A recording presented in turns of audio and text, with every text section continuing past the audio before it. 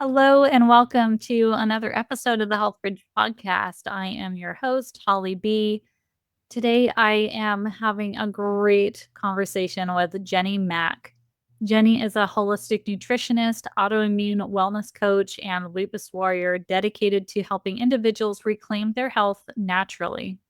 Specializing in gut health, natural remedies, and anti-inflammatory nutrition, Genny empowers people living with autoimmune conditions to reduce flares, boost energy, and thrive through practical whole body healing strategies. Genny is such an inspiration to me. I absolutely look forward to seeing all of her content on Instagram every day when I'm on there. She has such a high vibe and she gives so much good information that she breaks down into useful bits of knowledge that you can take on your healing journey and start to shift your self-care practices. I've been looking forward to having a conversation with her on the podcast, and finally that day has come. We we talk about so many different valuable topics here for not just lupus warriors, but anyone struggling with autoimmune or chronic health conditions, as well as really anybody that maybe is just new to looking at what self-care looks like or new to creating a healthcare routine for themselves. All of this stuff is super applicable to whatever stage you're in your health journey and your personal growth journey. So, topics that we are covering today, we start right off with emotional and energetic root causes of autoimmune and chronic health conditions. That led us into talking about ancestral trauma that has gone through our DNA lines and also the beauty of all the ancestral knowledge that is there to share with us that we can learn from if we just step back from the distraction and the noise and take a look at what our heritage has to offer us in terms of healing and getting back to living a less distracted life. We get into nutrition. So we started talking about different diets and the extreme elimination diets versus what she is pointing as a more inclusive diet and where you might benefit most from starting out. And then we talk a lot about ways that you can heal for free. You know, there's so many high tech and expensive routes to healing these days.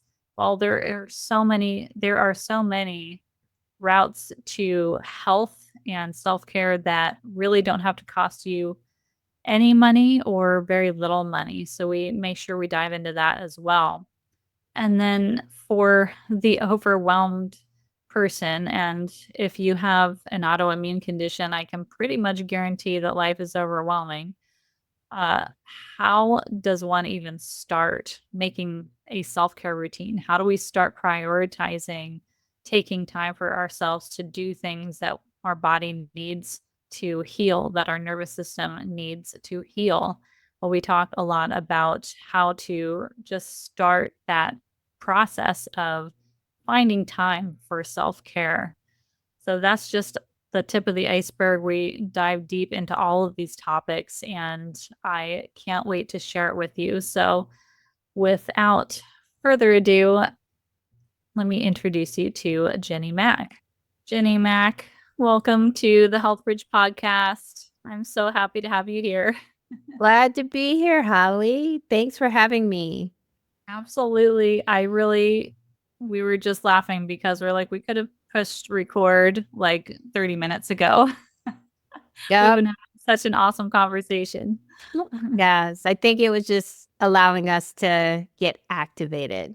Yes, loosen up and get the juices flowing. Mm-hmm. I don't know. We've connected on such a good level through this lupus community. I'm just so amazed to see everything that you're doing within your community and sharing your passion. And you just before we hit record said that, the more I focus on my dreams, the less lupus symptoms seem to be popping up. Yeah, it almost feels like I'm finally focused on becoming the best version of myself. And before lupus, right, before my lupus diagnosis in 2017, the version of myself then was, how can I make as much money as possible? How can I climb the corporate ladder? How can I have as many friends as possible? Right? Without really thinking about how I could be the best Genny possible. And since being diagnosed with lupus, since having two near-death experiences, most recently in 2023 after getting COVID, I realized that life is too short. Life is too short to focus on the things that I don't have or the person that I used to be. And what's really important to me now is to focus on what I can control. What are those dreams and those goals that I can go after? Whether that's traveling to see more countries, I'm trying to hit 40 countries by 40. Just having those goals and dreams and setting them like never before, but doing it in a way that feels on my own accord, on my own timelines, not being sort of positioned to focus on working for someone else and fulfilling someone else's dream. So it's really about focusing on my own personal fulfillment, which also includes giving back to the community. So it's been a journey, but it feels very fulfilling, and I feel it in my mind, body, and spirit. It's beautiful. Yeah, we were chatting earlier, and I've been talking about this a lot on the podcast and on my platform on Instagram, that there's a common theme that has come up both for me and since I've noticed it for me, I've also especially identified it within the lupus community, and I would say autoimmune community in general, of this kind of underlying emotion or belief, like root belief, that we aren't enough somehow.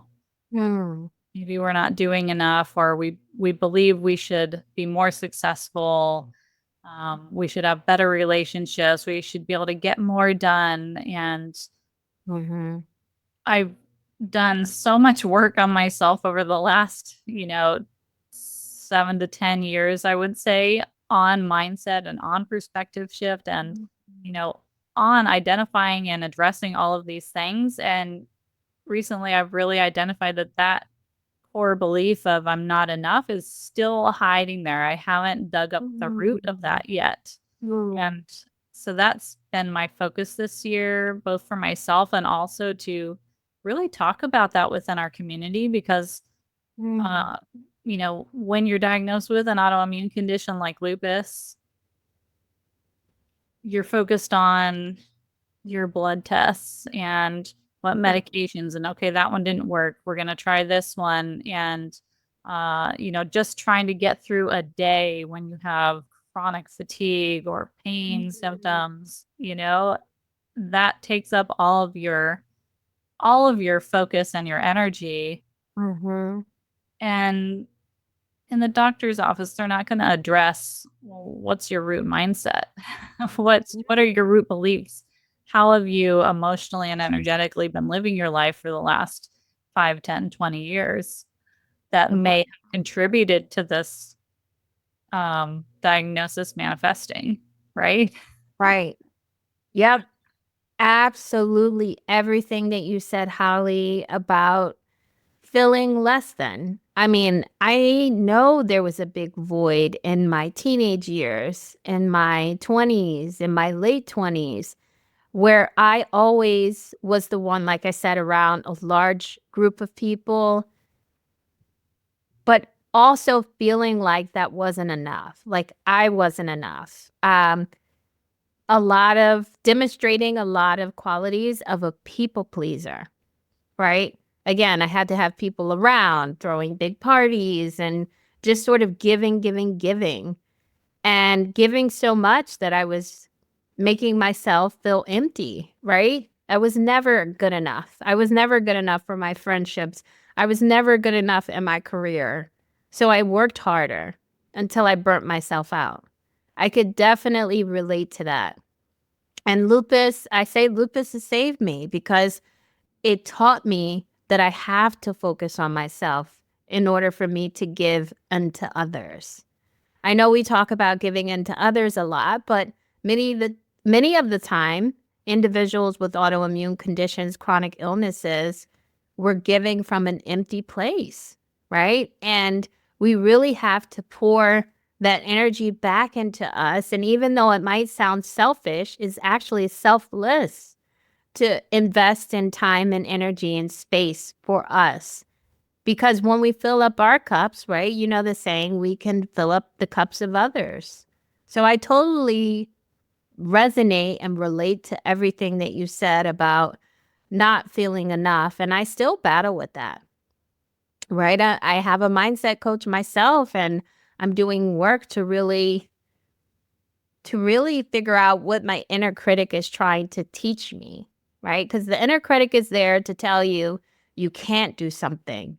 You know, it tells me things like you're not going to be a great coach, or you won't have a big membership or community, right? When I'm getting that feedback, so that's not true. But what is that inner critic actually trying to teach me? And that's what I'm trying to learn, is what lessons am I trying to be taught here on this journey? Because it's different, right? We've had to change our lives using a more mind-body approach, tailored approach to managing a chronic illness or lupus. So what are these lessons learned? Exactly. And it's one thing to like hear, oh, you need to put your oxygen mask on first before you put it on your child's or your partner. And we can get that logically, but putting that into play and actually making changes in your lifestyle to accommodate self-care is a totally different animal, right? So I'm curious, like maybe either how you started that process for yourself, or maybe how you start bringing that up and focusing on that with clients that you have. What a beautiful question, because it's a whole different beast to actually apply it in practice, right? Again, just coming from qualities of being a people pleaser, it's not like I'm just going to stop doing that overnight, but it really has changed the dynamic of my relationships in its entirety, right? Friendships. I really want to make sure that my friendships are rooted in love and in trust and authenticity, right? So the dynamic of my friendships have evolved over the past 5 to 7 years. My partnership with my husband is really rooted in friendship, love, and trust, right? Communication. So that's all important to me. But in terms of how I practice that in my day-to-day life, it's a journey. It's a journey, right? Because I find that the more opportunities that I get, the more excited I get about doing this work. But with more opportunities comes more responsibilities, right? So I have to be very intentional always about the opportunities that I'm saying yes to, making sure that they're aligned to my mission, my vision, and my values, but also in that same regard, challenging myself to say, do I have the capacity to show up for this? Right? So every single day is a journey to assess my capacity, both physically and emotionally, and giving myself flexibility for things to change as well, right? And that's with personal and professional commitments. I mean, there are some days where I might have to reschedule an appointment, right? And just make sure that I'm clearly communicating why I don't have the capacity for it. Or if I have a personal commitment, I want to go to the sauna. I can't make it, because I need rest at home. So it's an everyday battle to honor my personal capacity to set boundaries. I also have to find that I have to reassess my boundaries with my clients and my community as well. Even just going through DMs, I have to make sure that, I don't feel like I have to be so responsive to people's questions and requests and also with clients, giving them transparency in terms of the capacity that I have. Okay, we're going to work together, but I'm going to make sure that we set those boundaries between us. I'll give you a 48-hour turnaround time to respond to you. There are many layers, and it's an everyday practice to manage boundaries for sure. Yeah, I definitely agree. It's a work in progress always. Mm-hmm.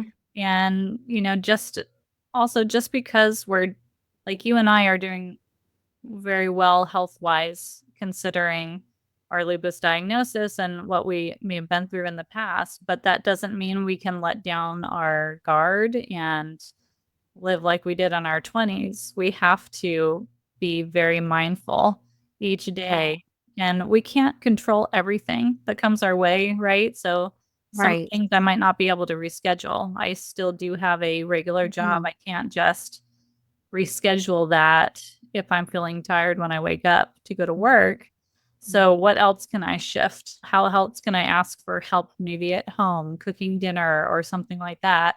What other things can I reschedule around it? Or can I create a work schedule that allows me some downtime in the middle of the day?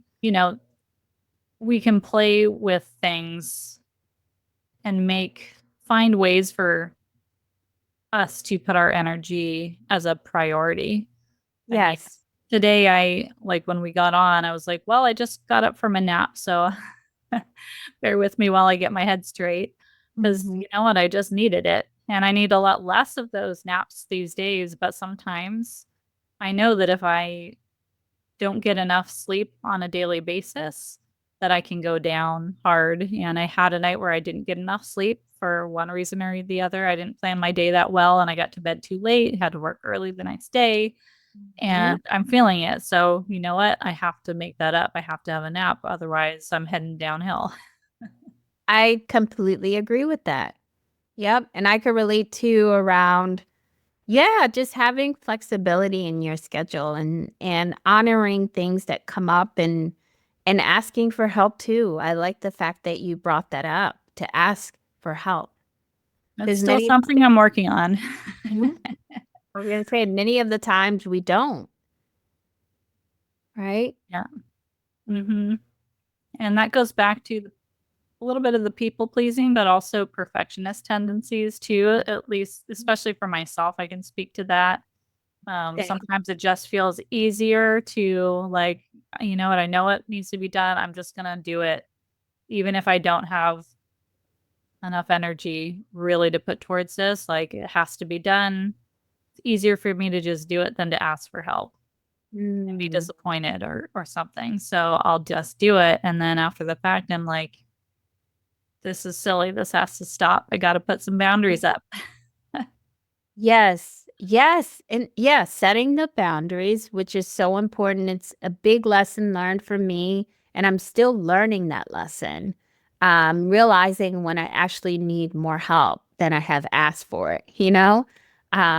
So that's very important is to set those boundaries, ask for help. And even in my business, now that things are growing and there's more momentum, I had to ask for help and hire a virtual assistant, right? And it's been a lifesaver because now I can actually focus more time in my business on my personal wellness and knowing that this return in investment is going to come back, you know? Yeah.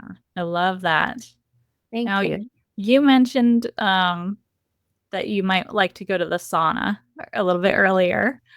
Um, I'd actually like to know what some of your favorite self care practices are. I just started going to the sauna, to the infrared light sauna, and doing some red light therapy, some And sauna chair action, some compression, and yeah. I'm loving all of it. And I'm curious what kind of things you love to do as well. Yes, I like to do office habit stacking.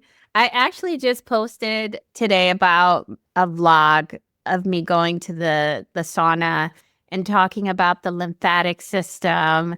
Really just breaking down the lymphatic system more because I feel like we just don't know a lot about it.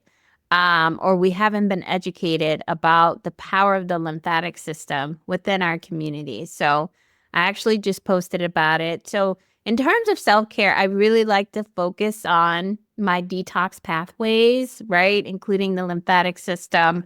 A castor oil pack has been something that I've been religious with to help with my liver detoxification, to help with my digestive system. I also was diagnosed with a hiatal hernia.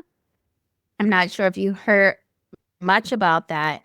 That's a condition where your stomach gets stuck in your esophagus, so it can cause a lot of digestive issues. And there's actually a lot of research to show that a hiatal hernia can be sort of a silent disease that people don't really focus on. But if you think about that structurally, if some of your stomach is stuck in your esophagus, right, that can have issues with your digestive system, your asset, right, your stomach's ability to break down food. So I think my theory is that the hiatal hernia has caused a lot of sort of distress in my body having a chronic illness. So a long way of answering your question is I like to focus on where there's more dysregulation in my system and think about holistic, integrated modalities to help address the root cause of those issues. And yeah, I've also been using a castor oil pack to help massage my stomach. I like to do cryotherapy, which is where you go into this really cold chamber at negative 150 degrees Fahrenheit and you stand in there for about 3 minutes. And what it does is basically activates your immune system, right? It feeds your body white blood cells and, circulation of your red blood cells to really help balance your immune system. Some days I might get IV drip therapy if I'm just feeling run down. And what that is a cocktail of nutrients that go right through your bloodstream. So they're absorbed, right? And a vitamin C boost.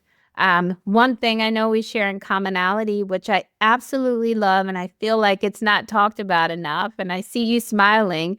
You probably could fill in the blank, but grounding is probably one of the easiest, most accessible practices and with the most immersive benefits.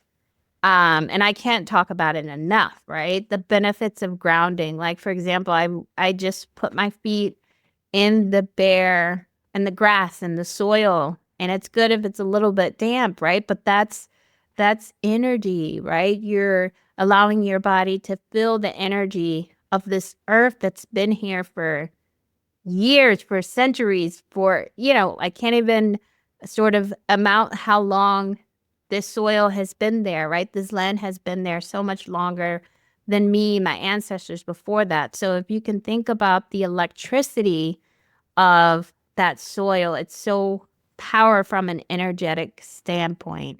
So yeah, there are many different modalities that I like to do to really pour into myself and has become sort of like business as usual. And I feel like there's an opportunity to like pull those away a bit and share those more with the community, which I'm trying to do better of. Well, I love the way you spoke to grounding. And yeah, that's one of my passions that I talk about as well. My Okay. post today was about grounding. Normally, we think of grounding as putting your bare feet on the ground, but there's other ways to do it, right? So this time as I was taking a walk, there was this beautiful green hedge, and I was just running my hand along the hedge and touching that as I walk by. And that does the same thing because you're touching this beautiful plant that is rooted in the earth and it's giving you the earth's energy. It's like the conduit into the palm of your hand. And you can even, I've been reading, you can even touch, like if say you're in a city environment, there's no green grass anywhere for you to stand on. If there's cement and there's like a fence post, a metal post, that metal conducts energy and that's going into the cement, which is connecting with the earth. You can even just touch like the post from a stop sign or metal fence and still get benefits of grounding. So it's something that's super accessible.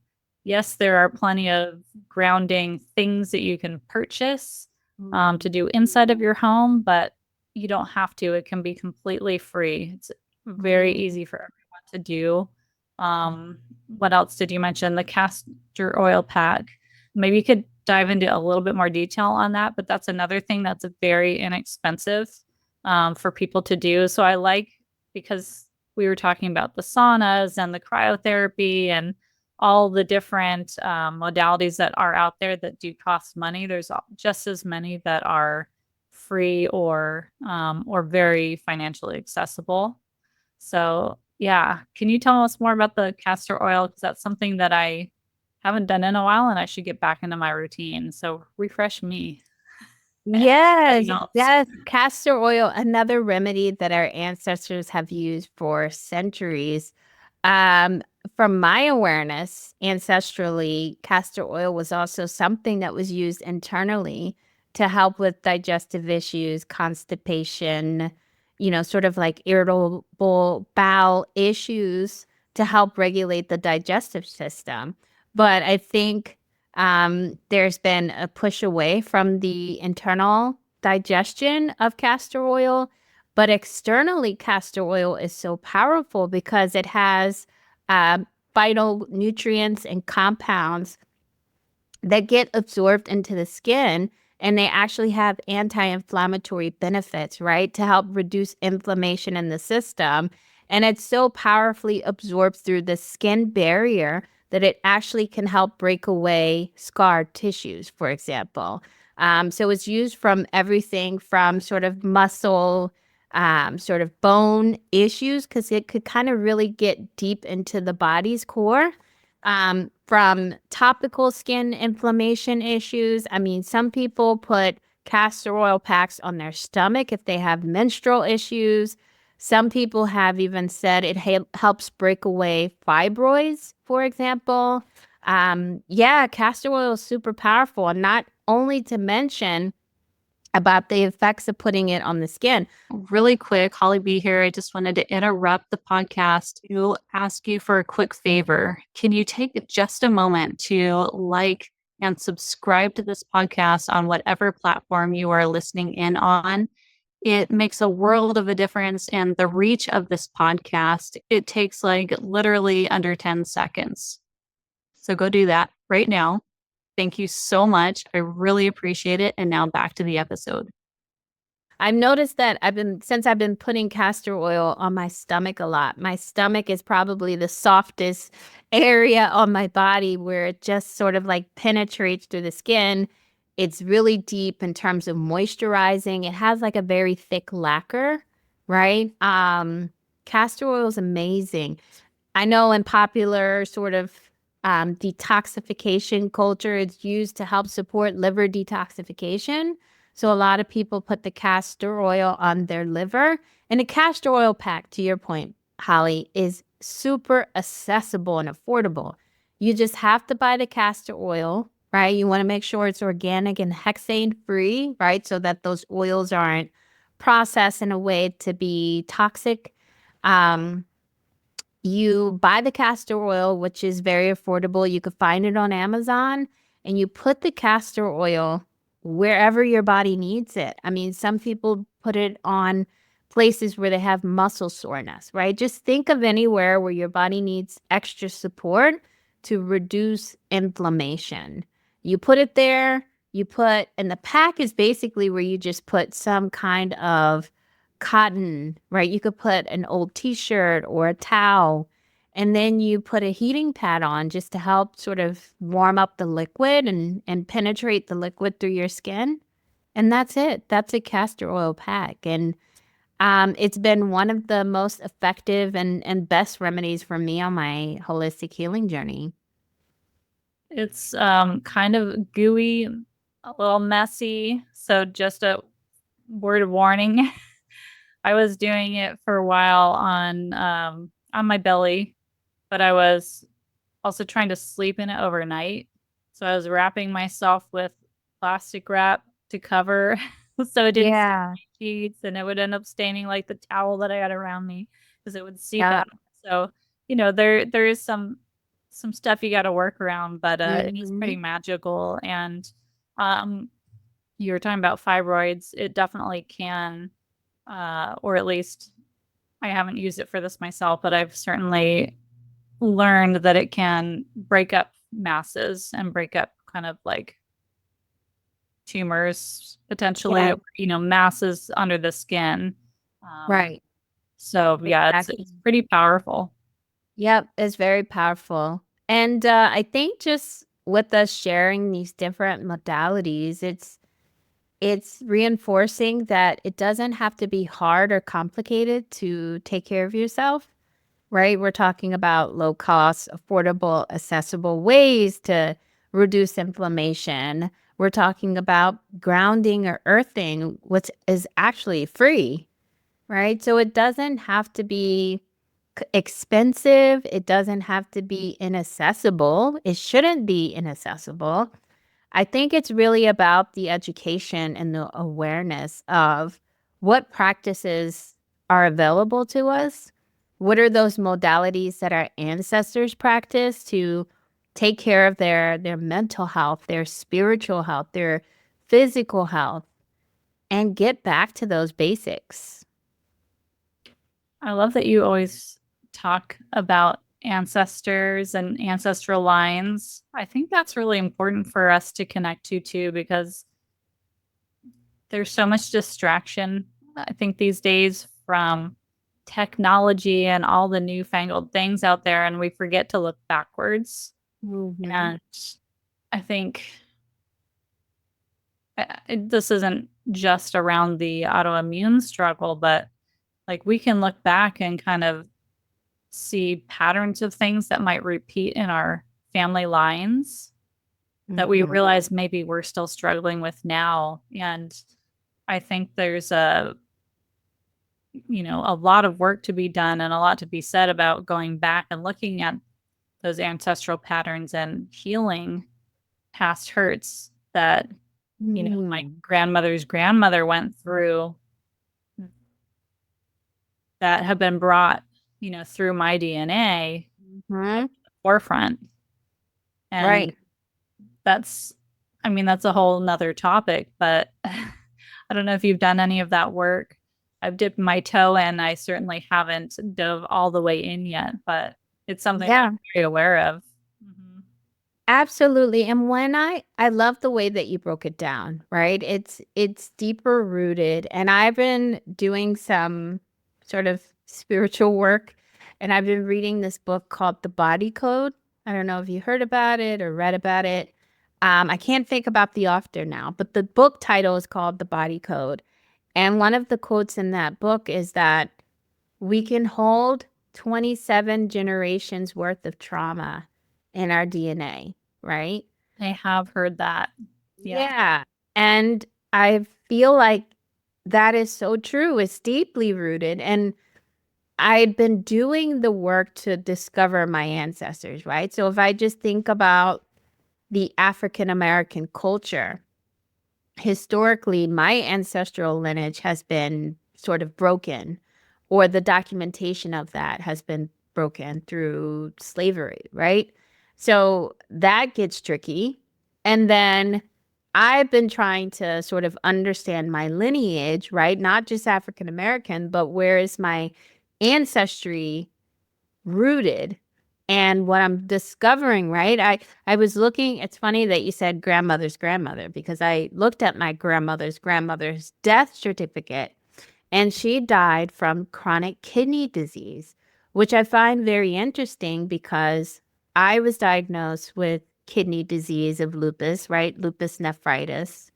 My mother was diagnosed with lupus nephritis, right? So ancestrally, we are holding on to that sort of chronic kidney disease on that maternal side of my family. And I'm trying to ask that question, why? So I'm having the conversations with my mother, my aunts, and trying to sort of pull that information. But I think some of it is also sort of spiritual work where you have to just have those moments of silence and meditation and just ask sort of the higher power, whether you're worshiping religion, whether it's God, there's some God, to ask and call upon that information to be sort of shown to you, right? So it's very complex and it's deep work. And I'm trying to do it, but there's so many layers to it. There's also resistance, right? Because sometimes I feel like if we can't tangibly see sort of these messages, we can be discouraged, or maybe just not interested as well. So yeah, I'm trying to do the ancestral work. And when I say ancestral, it's more about, yes, me understanding my ancestors, my lineage, the practices, but also just thinking about my where I come from, which is from West African descent. And what were some of those specific practices that were more universal that I can relate to and that I have seen shown up in the way of eating and traditions and celebrating, right? In celebration. So I'm trying to sort of find that commonality through what I understand and what I know and what I have experienced. But let me tell you, it's a lifetime's work of work. It is. It is. We started talking about going back in ancestry to look at the trauma side of things and what we brought forward with us. But we can also, just like you were speaking to now, look back and say, but what's the knowledge? What's the ancestral knowledge? What's the ancestral healing? What's the ancestral spirituality that I can look Yeah. back and draw from just as well? And maybe that's also where we find healing for that trauma. Right. Exactly. And for me to sort of go back to that ancestral wisdom and healing is through nature.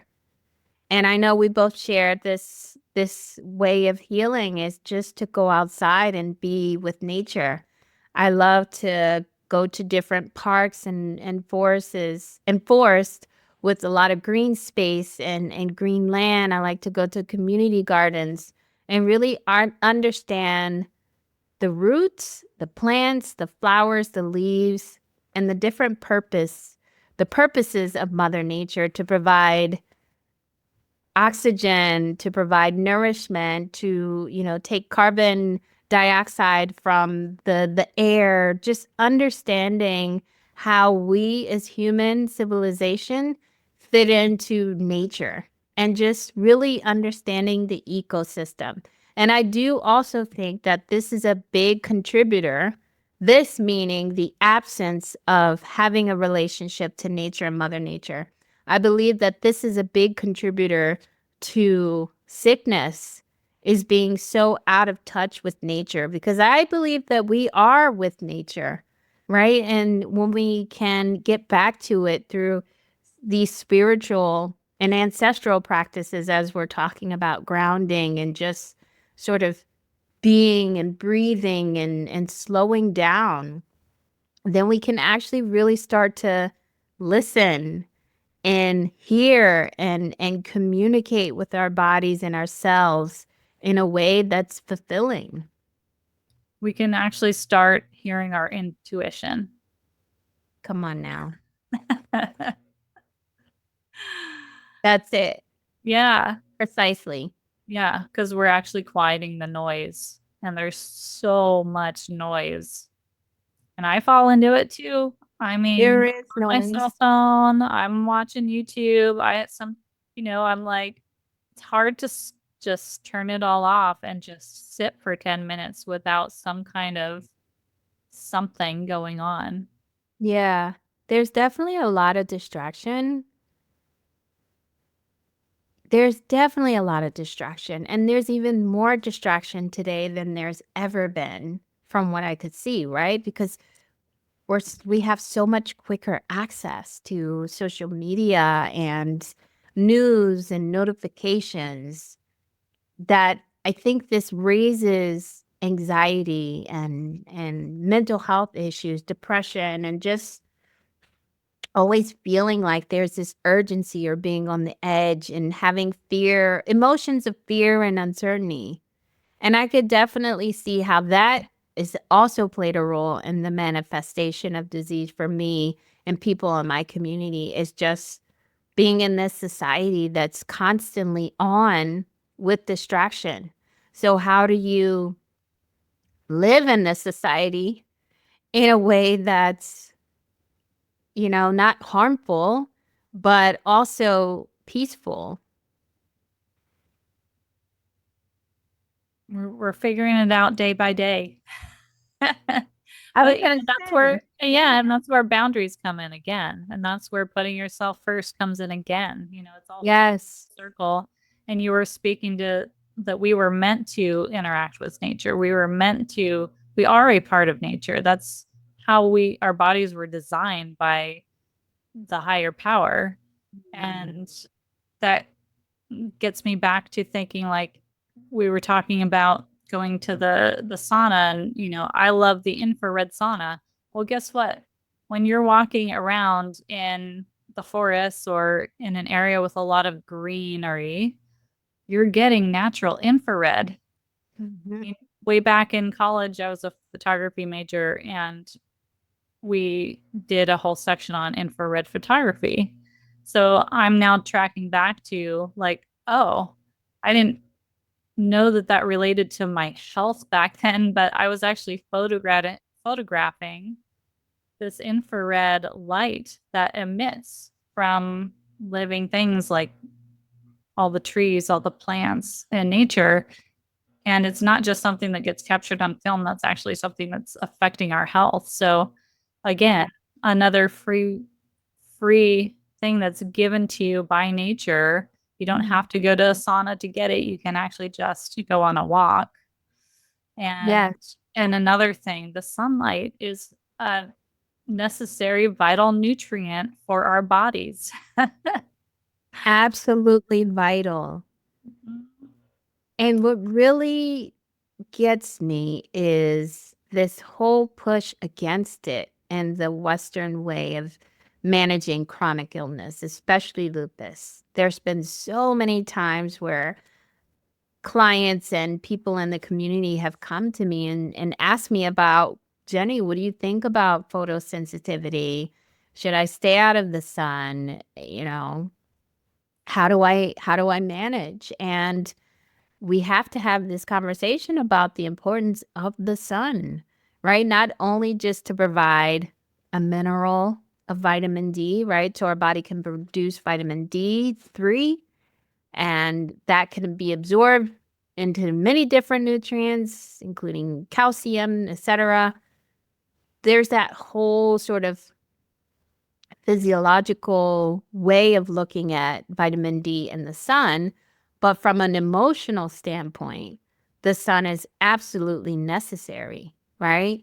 As we talked about before this discussion, we were talking about circadian rhythm and following the sun. Just follow the sun if you want to get your body in rhythm and flow, right? Follow the sun when it rises and go outside and be exposed to that light so that you have that sort of mental stimulation of your own natural body's circadian rhythm, body clock. And that can help you balance your energy levels, your cortisol levels, your stress levels, and following the sunset. So right now in New York, it's just over 6 and the sun is starting to set, right? So what does that mean intuitively? let's start to wind down the body, right? Maybe we're coming home from work. Maybe we're focused on eating our last meal around this time. And then we start to follow that flow of resting and digesting, right? And then we practice that, right? So that we are in rhythm and flow with the sun, with Mother Nature. So it's more than just, like you were saying, a vitamin, a nutrient. It's health, it's life, it's joy, it's happiness, it's mood. And it is. It's exactly that. It is your joy. It is your mood because taking in the sunlight through your eyes, not through a window, actually seeing the outdoor light through your Yeah. naked eyes, that triggers all of those, the hormonal response. So in the mornings, it's triggering your cortisol, it's triggering all of your hormonal responses to kick in and do what they're supposed to do. And at night, if you're saying, the end light of the day, it's like you said, triggering the rest and digest, like let's shut down, let's boost our melatonin and help us wind down for the evening so we can have a good night's rest. And so what are your indoor practices at that point? Well, let's think about our lighting in our house. Let's not have all these bright LED daylight blue light bulbs blaring at us. Let's dim the lights. Let's put on our blue blocking glasses. Let's Mhm. put, if you have to do work on the computer or on your phone, there's an app for that. It reads out your screen. So, you know, Yep. hey, if you're still being productive, which I do sometimes, at least I know I'm protected from the blue light. Mhm. Doesn't mean I don't have to still work to wind my mind down from that. Mhm. Definitely don't sleep well if I stay up late working on the computer. I know that for a fact. Happens Like, every wow. time. So Yeah. for me, like we'll try to eat right around sunset. Sometimes we hit it, sometimes we don't, but we do our best. Mhm. We'll usually watch a TV show. I have my blue blockers on, but I always try to take some downtime in between TV and sleep where I'm just lying in bed with dimmer lights, but bright enough for me to read. And I read something fictional or I write in my journal just to Mhm. help my brain with that transition towards better rest. I like that. I like how you're also intentionally shifting from being on with the technology to picking up a book, right? And Yeah, an changing actual that book. focus, an actual book, and changing that focus, right? So it's not necessarily work related, or it can be, but you said a fictional novel that you're really enjoying with the storyline, just to shift that sort of, Yeah. go mindset to be more rest and restorative. Yeah. I like I that. used I used to try to read nonfiction at night because I have so many books where I'm trying to learn things about health and wellness and mindset and all of that. It's too much. I can't do that right before bed. It keeps my brain too active. So I've had to switch that routine. It's fiction only at night now. You know what? There were two things I just picked up from talking to you that I want to do better at.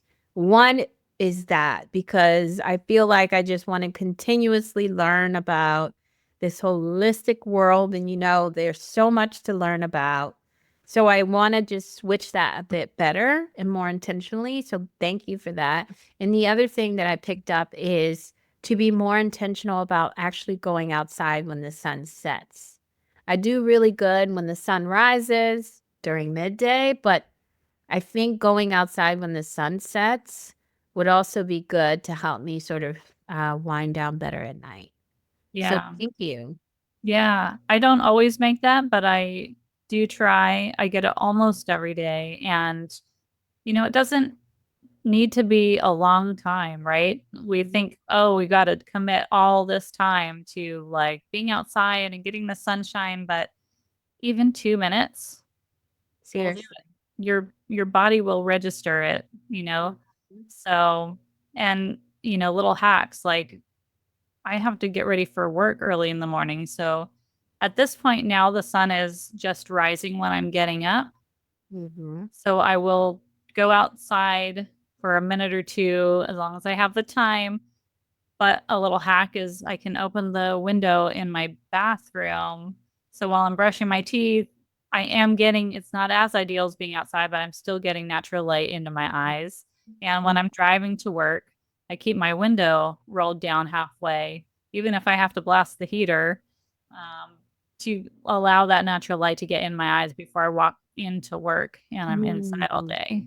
Right. And at lunchtime, I'll take a 10-minute walk around the building, get that sunlight, and then I'm back inside. And then, depending on what time of year it is, I'm usually getting a little bit of light on my way home. So, there's ways we can work this in. We just have to get a little creative but it's all doable. It's all doable, and you find what works best for you, right? Depending on your schedule, your responsibilities, what you have access to, Yeah. what is possible. Yeah. We've been talking for quite a while. We haven't even really dove into nutrition yet, which is such a big passion, of course, of yours and mine too. Um, Yes. I actually even lost track of what time we started recording, but do you want to dive into like a little Yeah. bit on nutrition? I feel like we should at least We talk have to about it. touch. Yeah.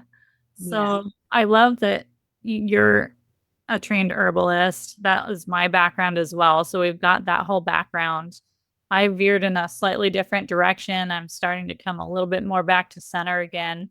But you do so many great videos on your feed about different recipes and how, excuse me, how we're taking things from our ancestral heritage and incorporating that in for healing.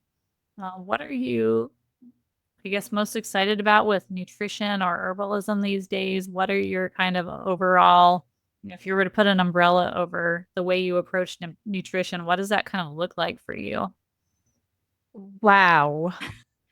And I we could record for another few hours on this, I realize. Yeah, we probably can. And I love this question because this is going to push me to be more objective with my stance, right? Not saying that I haven't been objective, but I mean objective in a way so you know exactly where I'm coming from with nutrition.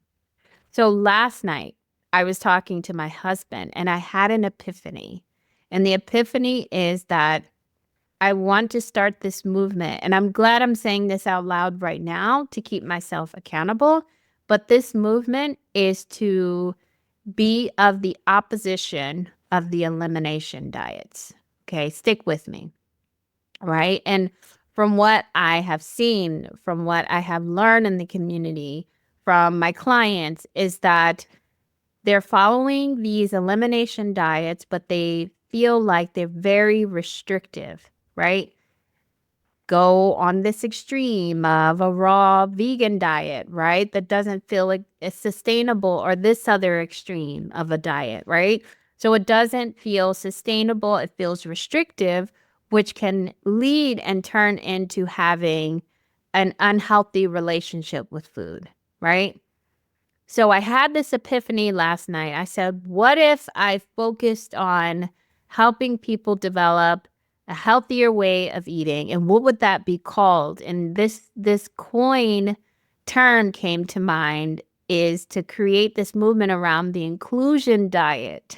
It just happened last night. Again, very early days in terms of sharing it. Maybe this is the first time I'm sort of pioneering this idea, but I want to share how people can actually focus more on what they can have access to.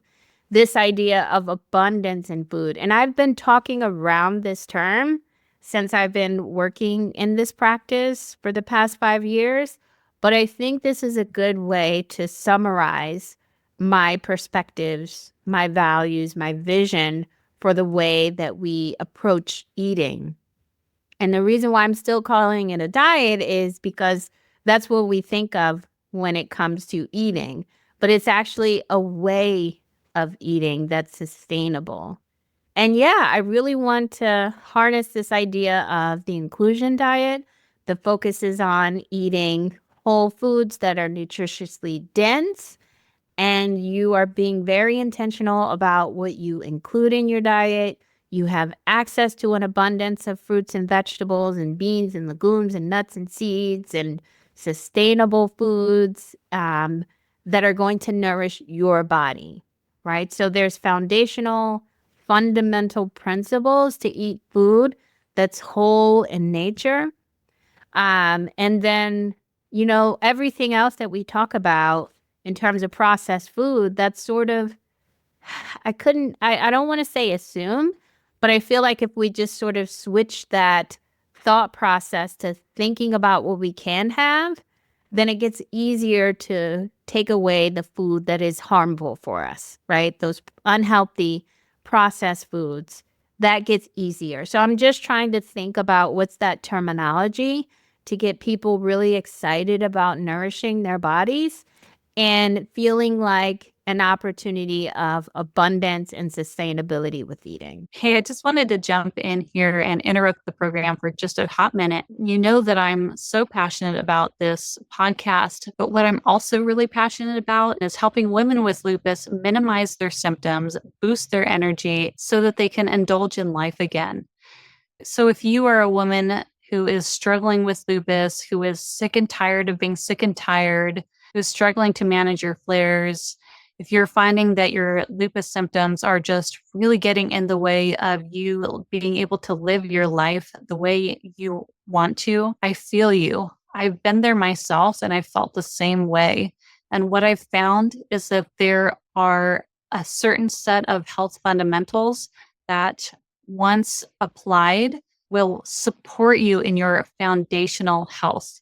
They will support you in building and maintaining that energy, minimizing flares, and allowing you to, again, indulge in life and follow your passions.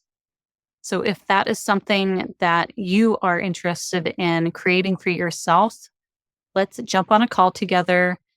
I will walk you through the process that I use with my clients to get them from sick and tired to strong foundation of health by implementing my Health Bridge protocol.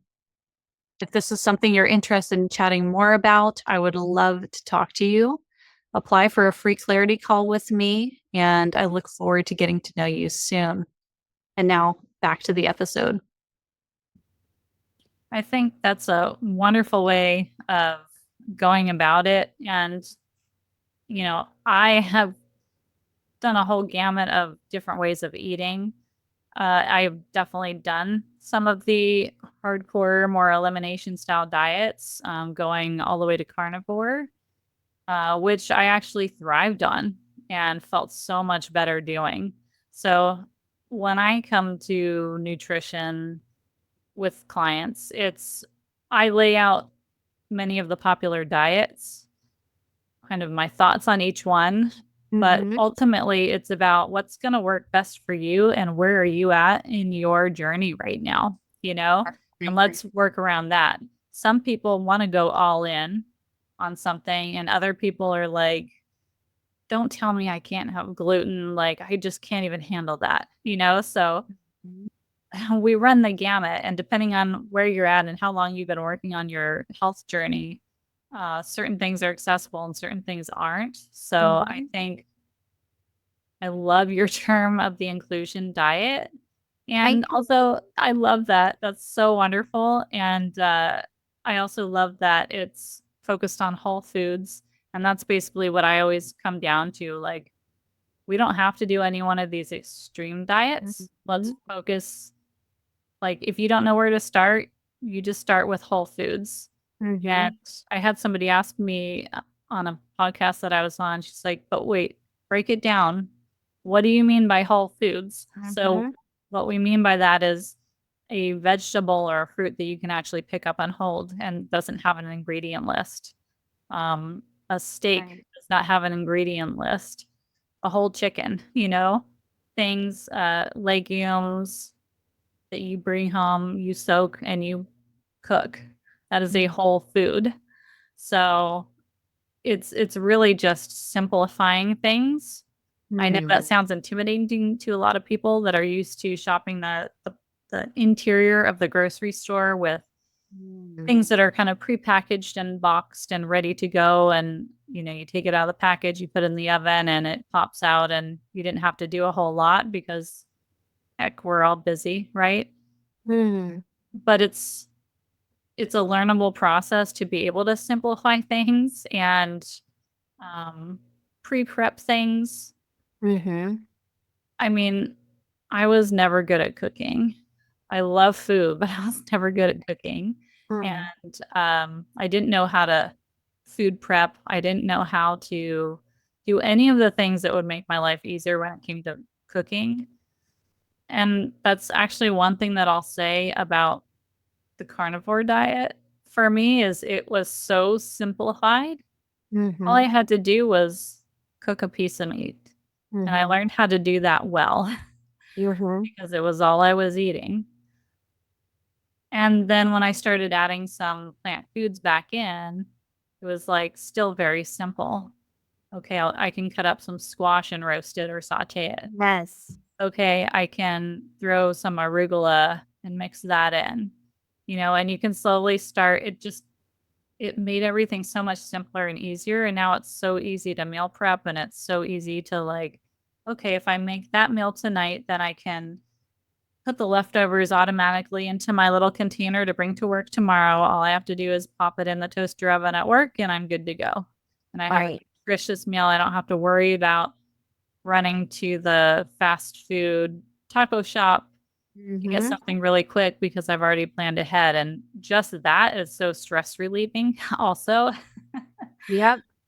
So, yeah, I think nutrition is such an interesting topic, especially when it comes to lupus. There's so many different opinions out there. Yes. Most of them, most of the mainstream opinions I come across say, you should never eat red meat, you should never eat all these different things.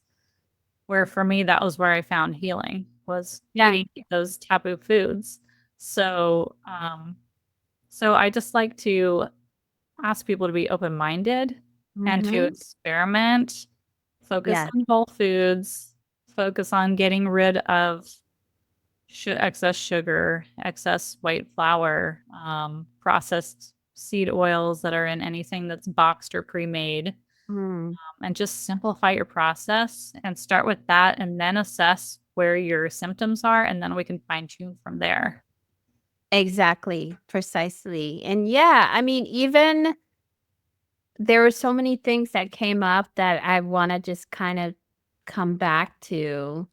I'm taking notes here because I'm going to Yeah. come back to 2 points, but I have come a long way in my ways of eating. To your point, I've done the extreme diets, right? From here to somewhere here. And I've come to a point where, I'm no longer this sort of label way of eating. I used to be a vegan or plant-based, and it's now focused on eating. That's why I want to go back to this inclusion diet because it's eating all different types of food. So, for example, the other day I made chicken liver, right? To Yeah. see how this organ meat would digest in my body. I'm still trying to figure it out, It kind of caused some constipation there. And I know that if you have too much iron at once, it can, right? So, to your point, it's about learning the responses from your body, right? The symptoms, the communication. How is your body digesting those foods? It really requires you to sit within yourself to see how your body responds, but it also requires us to be more intentional about the decision making of our food, which is everything that you just talked about. And two things that I wanted to touch on is one, this concept of convenience and being busy, right? And what has come up in terms of a question for me in the community is convenience making us sick, right?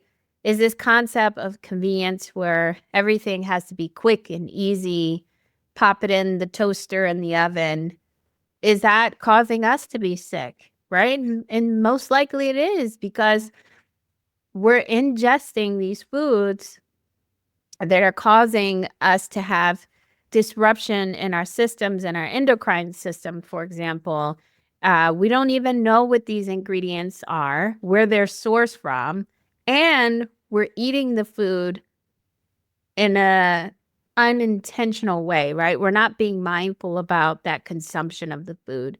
Standing up or eating while we're watching TV, right? All of that has an effect on our body's ability to break down and process and digest the food. So I would challenge our community and say, is convenience making us sick, right? And this concept of busy is that we're so busy and we're so distracted. And my mindset coach has helped me see this through to say, it's really worth us sitting down and evaluating how we're spending our time. And what I've gotten into a good habit of doing is doing weekly reflections to look back at the week and say, where did I spend my time? Did I spend too much of my time on social media, right? Did I spend too much of my time on this one particular area? And I think that can give us insights in terms of where we're spending our busy time. And I think that can also give us a preview to say whether we need to reprioritize our time in other places. And most of the times that answer might be yes. Maybe we do need to spend more time to think about the meals that we're going to have throughout the week and plan those accordingly, right? So this concept of convenience, is it making us sick? This concept of being busy, where are we spending our time? My business coach also suggests that anybody that comes to him and says, I'm too busy, I can't find the time to fill in the blank task with the business.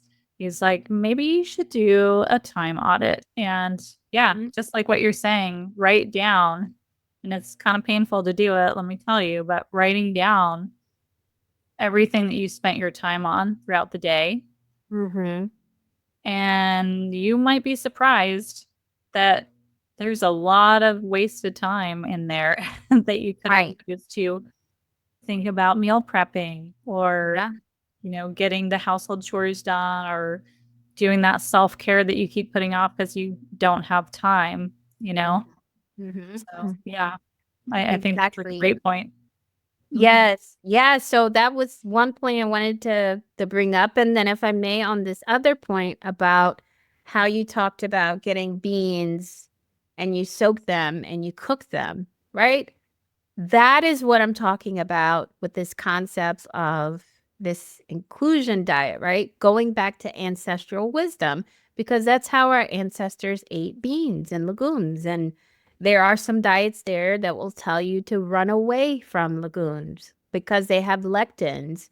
And I think that's where we have to have these conversations around the education of how our ancestors prepared and made those foods and why it's important to not take those shortcuts, because by soaking the bean and pressure cooking the bean, we're actually removing or reducing our exposure to lectins, which are indigestible fibers, and they could cause digestive or inflammatory concerns in our gut, for example. So yeah, it all goes back to slowing down, practicing the ways of our ancestors, and being more mindful and intentional about the choices that we make. And it all sounds very simple and easy and conceptual, which is not. And that's why it's important for us to have more of these conversations, to surround ourselves around like-minded people on this same journey, because it's all a journey for us. It is a journey. And I want to just continue with your point of looking to how our ancestors prepared things. That goes into the herbal industry too. So I used to work for an integrative pharmacy where we had, a million different supplements, and I was in the supplement department helping people choose their vitamins and supplements and herbs. Excuse me. And they're the raw, there's the raw movement, right? If it's raw, it's better. If it's raw, everything is um, preserved and you get all the nutrients. Well, there's certain things that can be toxic if it's raw. So, Mm-hmm. like you're talking about with the beans, you have to cook the beans. Mm-hmm. That's what our ancestors figured out. You have to prepare them and soak them in a certain way to remove the lectins and to break down the proteins so that you can digest them better. Well, the same thing goes for things like maca root. Maca root is a really powerful herb, but if you do it raw, if I'm remembering correctly, it can end up giving you goiter, Mm-hmm. right? Yeah, Like, from the so, oxalates. Yeah. yeah, exactly. So if you look at the traditional culture, they knew that. They knew to roast it and prepare it correctly. And any supplement company that's paying any sort of attention to anything but their bottom dollar is going to do that research and know that. So there's different things that I've seen, maca specifically, but there's others. You know, you have to look back to the ancestry, but that's also where it comes to having good resources around you and figuring out who you can listen to for good information. So, you know, finding an herbalist or finding, um, you know, I hesitate to say a place like Whole Foods. Um, but there are some great people that work in the supplement departments that may have more than basic knowledge that will know how to take a look at what brands are really trustworthy, what ones Yeah, maybe aren't. So, you know, it takes a little work, but finding those resources so that you can make more informed decisions on the products and the foods that you're choosing. that's right. Yeah. And yeah, you raise a really good point. We shouldn't just take all these different supplements without knowing the origination of where that supplement comes from. And, you don't have to know where the I's were dotted and the T's were crossed, but making sure that the brand is credible and that the brand also does quality assurance testing. You want to look for that certification. Um, what you want to be careful on is that sometimes the way that these companies are processing herbs, to your point, they're not really removing the toxicity, or they're sourcing the herbs from a place where there's heavy metals in the soil. So that can show up in our system. That could definitely show up in our liver. I mean, I've seen countless stories on the internet where people have had liver toxicity from taking supplementation. So that all goes back to the intentionality. You have to be extremely intentional about what you're putting in your body, where you're getting it from. And I'll also say that you can out supplement a bad diet. So really starting with the food as Yeah. your supplementation, as your nutrients, as your vitamins, your minerals, right? And if you need more support, then that's where the supplements come in. But you can get that in powder form. Maca root was a great example. Amla fruit, if you want vitamin C, or baobab fruit, which is very powerful. So look for the food in its whole form. Try to get it from a credible source, a local farmer, so you get the maximum amount of nutrients as you possibly can, and then go for those supplements. But work with an herbalist or a nutritionist to help you on that journey. Yes. And I had a really good point to follow up with. I'm trying to remember what it was. Oh, yes.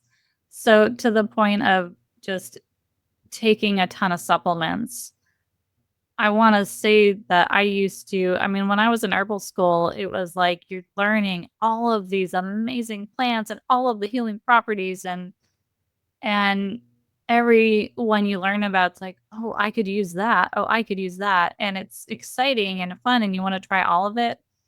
I had to really come to a realization that it wasn't good for me to be taking a massive amount of herbs and supplements on a daily basis. It's like too much for the system, right? And you might be counteracting one with another, or like canceling them out even.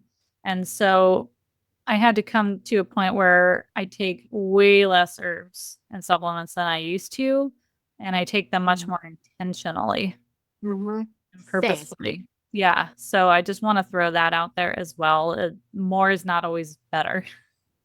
Yeah, and what's interesting is I have clients that come to me that have been on that journey of over supplementation. This could probably be another conversation talking about how functional medicine can sometimes do that, where they provide so many supplements to people, just trying to throw the pharmacy sink to them essentially, and that can be counteractive, like you said. And, people are wondering why they still feel inflammation or they don't feel better. So, yeah, less is more. I typically have to work with people and pull back to say, nope, we're going to stop all of those supplements. If you need vitamin D, let's try to go outside first. I know, the sun isn't out as much. So maybe we take less then, but not a multivitamin, being very intentional about what vitamins and minerals your body needs at that time is very Exactly. mm-hmm. And just a fun question. Do you have a favorite herb or recipe or tea that you're gravitating to right now? Yes. Speaking of doing many things at once, so I make this concoction of a tea blend and it evolves over time, but the base of that is dandelion root. Dandelion has been very supportive for me, dealing with different sort of episodes of kidney inflammation, which is also a sign of inflammation of the liver. So dandelion root is a great liver detoxifier, just helps flush excess fluid out of the body. And it's been very supportive for me. I like to complement that with the sort of culinary herb ginger. Ginger, probably, I should have said first, but it almost is like a must every single day. I make a big batch of ginger juice that's concentrated, and then I put them into ice cubes and freeze them. And I have a concentrated ice cube of ginger every single day, which I feel like has helped me keep my inflammation at bay. So those are the two I could think of immediately, but there's some other ones that I really enjoy. Hibiscus has come up a lot for me.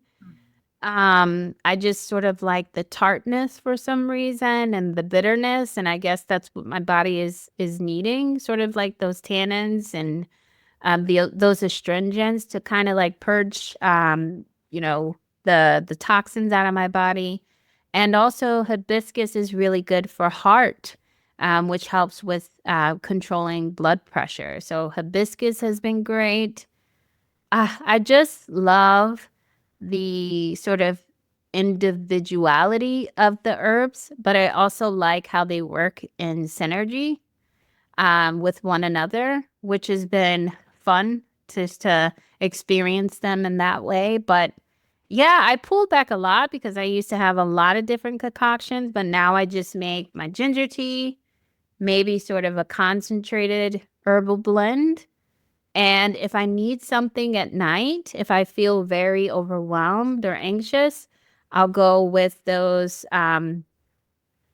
nutritive herbs, but also the the herbs that calm the nervous system. And those would be anywhere from like skullcap, or lemon balm, chamomile. Chamomile works very well with me. Lavender, tulsi, those adaptogens. It's so beautiful. This space is so beautiful. Those herbs, that category of herbs are my favorite. I They're am, mine. yeah, I tend to be calm by nature, but that means that when I am not feeling that calm, like I want to get back to that place as quickly as I can. And those are the herbs that I reach for. And sleep being such an important part of me staying well, Yep. I do take a nighttime tincture at night, and it really helps to just knock me out and help me keep me asleep. It's not one that I make. I get it from Herb Farm. It's called Bedtime, I think. You Mm-hmm. spray a few on your tongue, and I absolutely love it. And I recommend it to anybody that has issues sleeping. I can't remember exactly what's in it, but passion flower, I'm sure, and I think Yes. poppy are in there. And those are two of my absolute favorite herbs. Yes. I was going to also say passion flower and California poppy, but there's so many. So many, I know. And I Yeah. also love doing fresh ginger and then cinnamon together in tea because, That's beautiful. especially during the winter, maybe not so much as it warms up, but um, it's helping to generate the heat kind of in the interior, and then the cinnamon helps to spread the heat to the extremities. Yes. I had kind of forgotten about that little synergistic quality to it. And I was just doing ginger and I was like, dude, why are my armpits sweating and my fingers are freezing? And my friend's like, dude, you need cinnamon. You got to push it out, push the energy out. I was like, Yeah. oh God, how could I forget that? I've been doing this forever. Listen, you're about to get me putting some cinnamon sticks in there.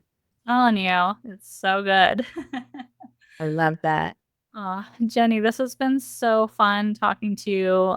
I'm gonna have to have you back on because we have so much more we could still talk about. But Mm. is there anything that you want to leave with the listeners, or anything we haven't chatted about that you want to bring up today that's on your heart? Hmm. Yeah, I would just go back to the concept of starting somewhere. Mm, Just start somewhere on your journey. It doesn't have to be an overhaul of your entire life. Just start somewhere to say, in this moment in my life, I need support here. And yeah, maybe it's about changing your diet, changing your eating habits, your eating patterns. That's a journey in itself. So, how will you start there? And yeah, maybe that is just to plan your meals for a week. Start there. Maybe you want to get stronger in your body and you're overwhelmed with the gym. Start for the walk, right? Waking up when the sun rises, going on a walk with the sun, and when the sun sets, you're walking again. Start there. So I think that's the most important part of our journey is just to take action on the things that we have been dreaming about and the changes that we have to see and sort of figure out how to get out of our way. That also might require us to connect with trained professionals and coaches and healthcare practitioners to help you along the way. And don't be afraid to make that investment, right? Make that investment. It's your health and it'll pay off. yeah, it's your life. You know, we spend money at Starbucks, we spend money on our cars, we spend money on all kinds of things, and then we don't justify investing in ourselves. And I think that's totally bad. We have that backwards. Mm. And it goes back to what you said at the very beginning, which is following your dreams, following your joy, following the things that you're passionate about has relieved a lot of your symptoms, or has that trajectory of your symptoms going down and your passions, following your passions has gone up at the same rate. And so if you hadn't have invested in your health and healing and your mental wellness, that might not have happened, right? So I think that's a great place to end, and just to encourage our listeners that you are freaking worth it. Don't Absolutely. hold back. Don't hold back and make that investment in you. Yeah, whatever that looks like. Yeah. Thank you, Jenny, so much for being on. I really appreciate your energy and everything that you had to share. Likewise. Thank you for having me, Holly. You're awesome. And I look forward to continuing this conversation. Oh, we will. I promise. That was such a great conversation with Jenny, with so many good topics that I could rabbit hole on for hours on each one. I think it's important to just bring it back again to the aspect of putting yourself first and cultivating the belief that you are worth that you are worth taking the time to care for, to love, to support in the ways that you will benefit from. There is only one you. You are special. You are divine. You deserve nourishment. You deserve health. You deserve joy. You deserve to show yourself kindness. You deserve for others to show you that same kindness and respect. But until we show ourselves the respect of boundaries, till we show ourselves the kindness of nourishing ourselves with healthy food, with sunlight, with fresh air, we can't fully expect others to create that for us. It has to start within ourselves. So, just to bring it back to the beginning of our conversation with Genny, where we were discussing those root cause beliefs of not feeling worth it, not feeling enough, being stuck in people pleasing. Just start with cultivating some awareness around your habits there, around your patterns, around your self-talk. And those will give you clues as to what might be holding you back from creating better health in your health journey and more joy in your life path. As Genny mentioned at the end, also, sometimes it does really take investing in yourself with a coach, with a community, with different practitioners to help get you on the right path and keep you accountable. And so I would love to invite you to follow Genny. All of her links are down below, and to reach out to me as well. I am actively taking on clients right now and building a community of supportive women who want to help each other heal and thrive despite having lupus or another autoimmune disease. We can support each other through this. And if you're interested in investing in yourself and you want to know what that might look like, sign up for a free call with me. We'll have a strategy session, see where your specific struggles are, and highlight some shifts that could be really game-changing for you in your journey. And let's get you thriving again, okay? It's just a free call, no obligation, but I would love to chat with you about this and see where I can support you on your journey. Thank you so much for listening, and I'll see you again on the next episode of the Health Bridge podcast.